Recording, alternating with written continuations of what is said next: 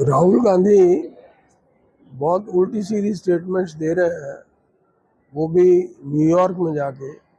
उनको ये सोचना चाहिए वो अब अपोजिशन लीडर है, leader of the opposition in Lok Sabha. ये कोई छोटी मोटी पोस्ट नहीं है, इसलिए अपनी पोस्ट का ही ध्यान रखते हुए उनको ऐसे स्टेटमेंट्स नहीं देने चाहिए जो अपने ही देश के खिलाफ हो।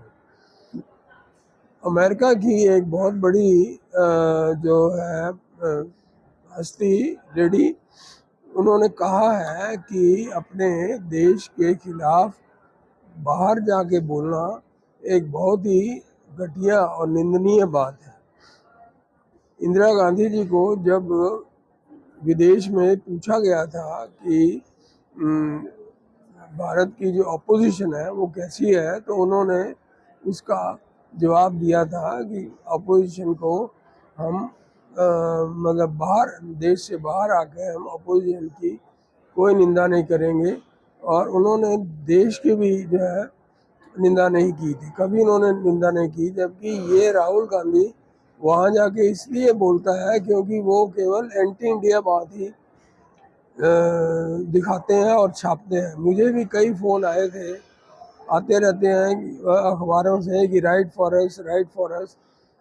जब ये इलेक्शन चल रहा था 2024 का, तो चौथे दौर के दौरान, चौथा जो फेज चल रहा था इलेक्शन का, तो मुझे फ़ोन आया कि कितनी सीटें आएंगी, क्या 400 पार हो जाएंगे। मैंने कहा जी बीजेपी की 250 सीटें आएंगी। और फिर उसने कहा, जो बोलने वाले थे उन्होंने कहा कि क्या हार जाएंगे मोदी। मैंने कहा नहीं, मोदी जी तीसरी बार प्रधानमंत्री बनेंगे और जो दूसरी पार्टीज हैं जो एनडीए का हिस्सा है वो उनको सपोर्ट करेंगी। और राहुल गांधी ने जो सिखों के लिए कहा है कि उनको पगड़ी नहीं पहनने दी जाएगी, उनको कड़ा नहीं पहनने दिया जाएगा, उनको जो है प्रताड़ित किया जाएगा, ये इसके खिलाफ एक डेमोन्स्ट्रेशन हुआ था। उस डेमोन्स्ट्रेशन में मैं भी गया था। उस डेमोन्स्ट्रेशन में हजारों सिख आए हुए थे और मतलब सिख लेडीज़ भी आई हुई थी। और वो ये प्रोटेस्ट कर रहे थे कि राहुल गांधी ने कैसे कह दिया कि हम डर जाएंगे किसी से।